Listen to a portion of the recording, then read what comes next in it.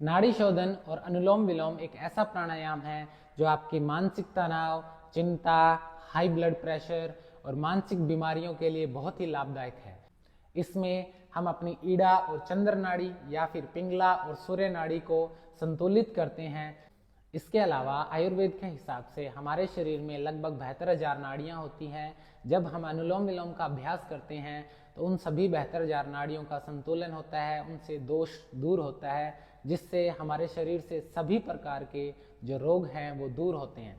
अनुलोम विलोम के लिए आप सुखासन, पद्मासन, वज्रासन या फिर सिद्धासन में बैठ सकते हैं। इसके बाद अपने लेफ्ट हैंड को ज्ञान मुद्रा में रखेंगे, राइट हैंड को विष्णु मुद्रा में रखते हुए हम हमेशा बाएं नाक से सांस को अंदर लेते हुए शुरुआत करते हैं, जिसके लिए दाएं नाक को अंगूठे से बंद करके बाएं नाक से सांस को अंदर लेंगे, फिर बाएं नाक को बंद करके दाएं नाक या जो राइट नाक है आपका उससे सांस छोड़ेंगे, फिर दाएं से ही अंदर, फिर साइड चेंज, वापस बाएं से सांस बाहर, बाएं से अंदर, दाएं से बाहर, दाएं से अंदर। शुरुआत में जब आप अनुलोम विलोम सीख रहे हैं तो आप इसका नॉर्मल तरीके से अभ्यास करेंगे, जिसमें सांस अंदर लिया, साइड चेंज, सांस छोड़ो, सांस अंदर लो, साइड चेंज, सांस छोड़ो।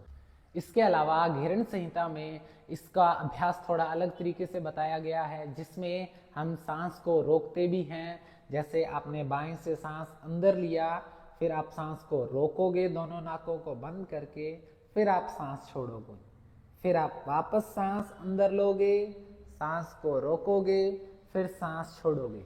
ये सांस लेना, रोकना और छोड़ने का पैटर्न या जो रेशियो है वो भी उसमें दिया गया है, जो कि 1:4:2 है।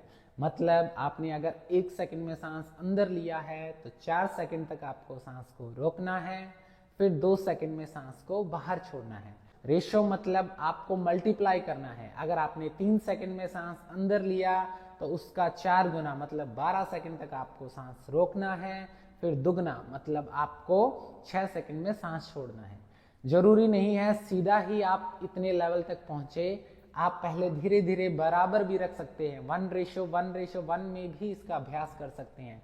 3 से 4 सेकंड में सांस अंदर लो, 3 से 4 सेकंड सांस को रोको, फिर 3 से 4 सेकंड में सांस को छोड़ो। तो अगर आप ऐसे इसका अभ्यास करते हैं तो आपको और अधिक फायदे मिलते हैं, क्योंकि आपको अनुपात या रेशो के साथ अभ्यास करने के लिए बहुत अधिक एकाग्रता या ध्यान की जरूरत पड़ती है, जिससे आपको अधिक से अधिक बेनिफिट मिलते हैं।